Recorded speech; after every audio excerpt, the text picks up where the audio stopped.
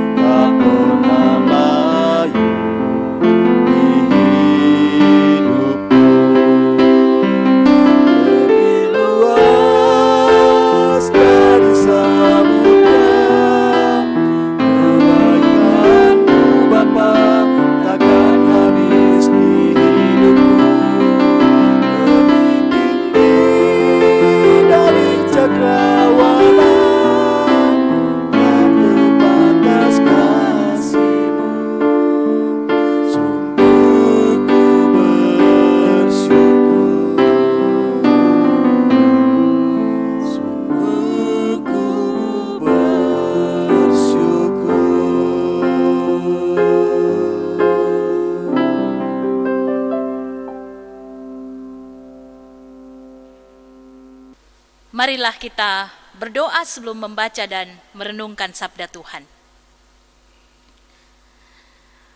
Bapa kami yang ada di sorga, kami membuka hati kami untuk disentuh oleh firman kebenaran-Mu yang akan kami renungkan pada malam hari ini. Biarlah melalui pemberitaan firman-Mu ya Tuhan, kami dicerahkan, kami diingatkan, kami diubahkan bagaimana kami bersikap sebagai anak-anak Tuhan, sebagai persekutuan tubuh Kristus di tengah dunia ini. Roh Kudus-Mu menuntun kami dan memampukan hamba-Mu yang akan memberitakan firman-Mu ini. Biarlah setiap kata yang terucap akan menjadi berkat bagi kemuliaan bagi nama Tuhan. Di dalam nama Tuhan Yesus, firman yang hidup, kami berdoa. Amin. Bacaan firman Tuhan pada malam hari ini terambil dari 2 Timotius pasal 1 ayat 6 sampai 7. Firman Tuhan berbunyi demikian. Karena itulah kuperingatkan engkau untuk mengobarkan karunia Allah yang ada padamu oleh penumpangan tanganku atasmu. Sebab Allah memberikan kepada kita bukan roh ketakutan, melainkan roh yang membangkitkan kekuatan, kasih, dan ketertiban. Demikian sabda Tuhan. Berbahagialah kita semua yang senantiasa mendengarkan firman Tuhan, membicarakannya, melakukannya, dan memeliharanya dalam kehidupan kita. Amin. Mengobarkan kasih karunia Allah, itulah tema kita pada saat ini. Bapak Ibu Saudara-saudari kekasih Tuhan, pada dasarnya semua manusia membutuhkan yang namanya pengakuan dan penghargaan. Oleh karena itu, dalam teori psikologi dikatakan bahwa setiap orang butuh yang namanya aktualisasi diri. Aktualisasi diri berkaitan dengan harga diri. Apa jadinya jika aku tidak dihargai? Apa jadinya jika orang lain tidak mengakui keberadaanku?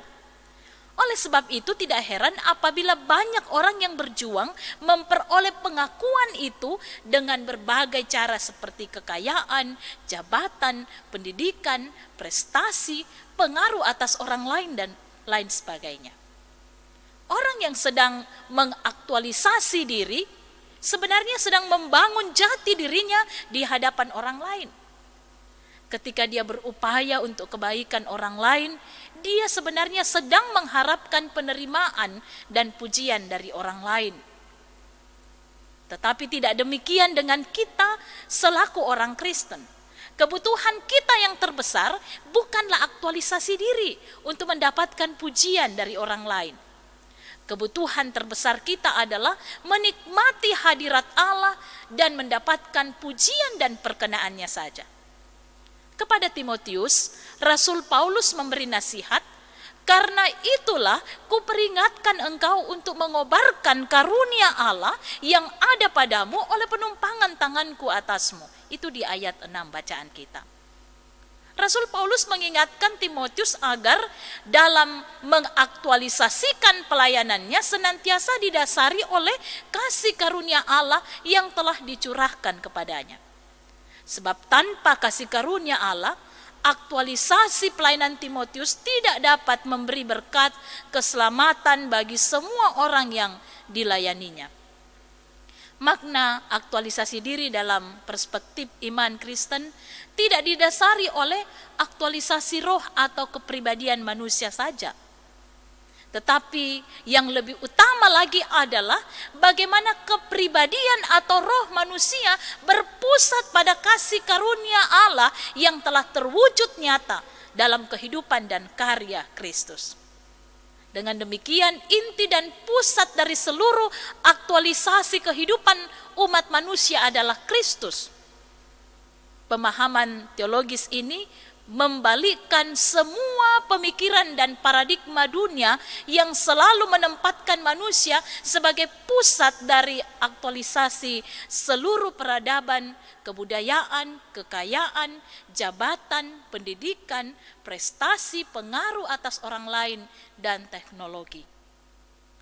Tanpa Kristus, semuanya itu akan menjadi bumerang yang akan menghancurkan kehidupan manusia. Iman Kristen dengan tegas mengatakan bahwa Kristus dengan rohnya adalah pusat dan tujuan dari seluruh aspek kehidupan kita manusia. Bila Kristus dengan rohnya sebagai dasar dan tujuan kehidupan umat manusia, maka seluruh bidang kehidupan akan dijiwai oleh kuasa penyelamatannya. Umat manusia tidak lagi hidup dalam roh ketakutan, tetapi damai sejahtera. Dalam 2 Timotius pasal 1 ayat 7, Rasul Paulus berkata, sebab Allah memberikan kepada kita bukan roh ketakutan, melainkan roh yang membangkitkan kekuatan, kasih, dan ketertiban. Dengan bersandar pada kuasa Kristus, Allah akan membangkitkan kekuatan, kasih, dan ketertiban. Segala kemampuan dan pencapaian manusia akan ditransformasikan menjadi media berkat keselamatan Allah. Allah telah menetapkan Kristus sebagai pusat dan tujuan hidup manusia. Karena itu selaku gerejanya, kita dipanggil untuk mengobarkan kasih karunia Allah yang berpusat kepada Kristus. Pastilah aktualisasi dan pelayanan kita yang berpusat kepada Kristus akan menghasilkan keselamatan bagi umat manusia. Selamat mengobarkan dan menyebarluaskan kasih karunia Allah bagi semua orang. Nama Tuhan dimuliakan. Amin. Marilah bersama-sama kita melakukan Kasih Tuhan Yesus Tiada Bertepi, pelengkap Kidung Jemaat 128 bait 1 dan 3.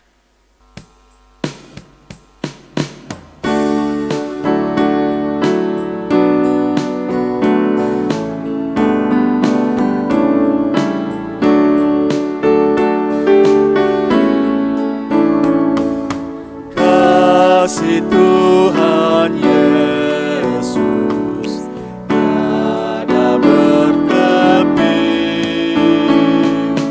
lebar panjang tinggi, dalam tak tepi, walau melampaui akal kita yang fana.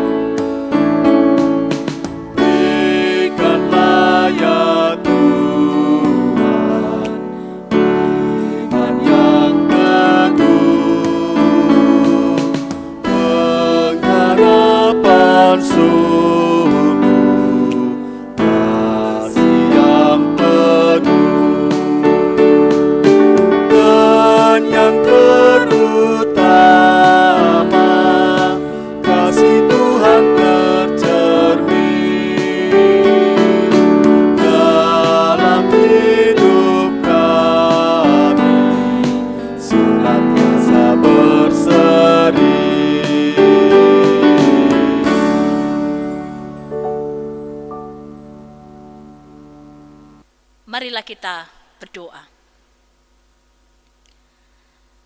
Kepada Allah yang hidup, yang berkuasa, dan memampukan kami untuk menjadi agen-agen pembaharu, pembawa damai, pelaku firman dan juga menyatakan kasih dan kuasa-Mu di tengah-tengah dunia ini. Terima kasih Tuhan, kalau pada malam hari ini kami telah bersama-sama membaca dan merenungkan sabda kebenaran-Mu. Kami percaya dengan kuasa Roh Kudus-Mu, kami akan dikuatkan, dimampukan untuk menjadi pelaku-pelaku firman yang berkenan di hadapan-Mu. Kami berdoa Tuhan, bagi pemimpin-pemimpin gereja kami, bagi pengurus Badan Pekerja Sinode Wilayah 4 Gereja Toraja yang memprogramkan saat teduh malam ini. Berkati mereka semua Tuhan, berkati hamba-hamba-Mu, para pendeta, penatua, diaken, dan seluruh jemaat Tuhan dalam lingkup wilayah 4 ini. Biarlah seluruh pelayanan kami Tuhan menjadi cerminan akan kasih dan kuasa Tuhan. Karena kami sungguh melayani, sungguh memberi diri kami sebagai persembahan yang hidup dan berkenan kepadamu. Tuhan, kami datang membawa seluruh keberadaan hidup kami, mendoakan keadaan bangsa dan negara kami yang saat ini tengah menghadapi resesi ekonomi dan juga masih menghadapi akan wabah virus corona ini.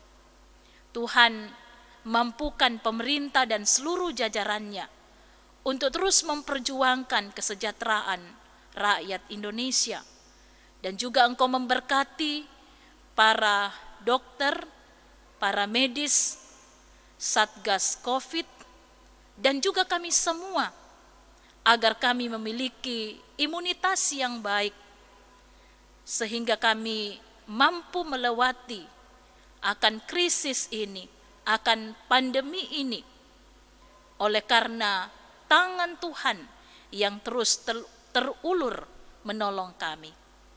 Bapa di sorga, kami berdoa Tuhan, bagi seluruh anak-anak Tuhan yang bergumul oleh karena masalah kesehatan. Pulihkanlah mereka Tuhan. Dan bagi jemaat-Mu atau anak-anak-Mu yang bergumul karena ditinggalkan oleh orang yang mereka kasihi, Tuhan topanglah mereka. Dan bagi yang bersuka cita karena mengalami berbagai berkat-berkat Tuhan dalam hidup mereka, Tuhan ajarlah mereka untuk terus mengucap syukur di dalam segala hal hanya kepadamu saja. Bapa di sorga, kami berdoa untuk keluarga kami.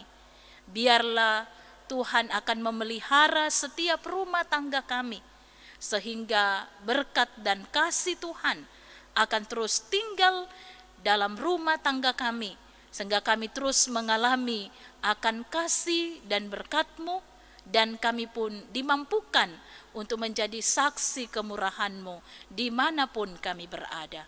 Ini doa kami Tuhan, ini syukur kami. Di dalam nama Tuhan Yesus kami berdoa. Amin.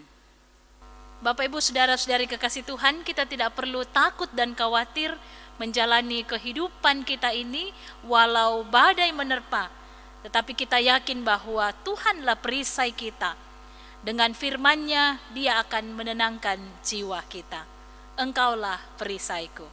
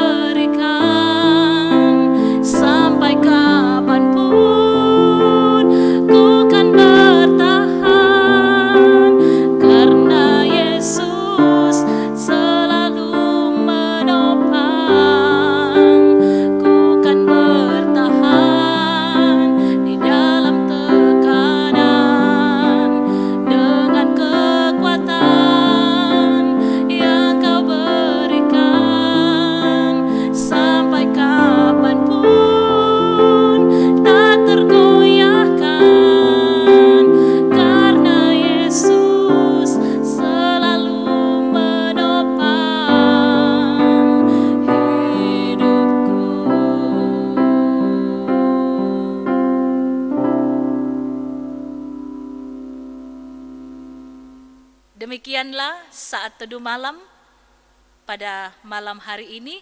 Semoga kita semua tetap dituntun Tuhan, dikuatkan melalui firman-Nya yang telah kita renungkan pada malam hari ini, dan tetap bersuka cita menjalani kehidupan kita, karena sesungguhnya Tuhan senantiasa memberkati kita.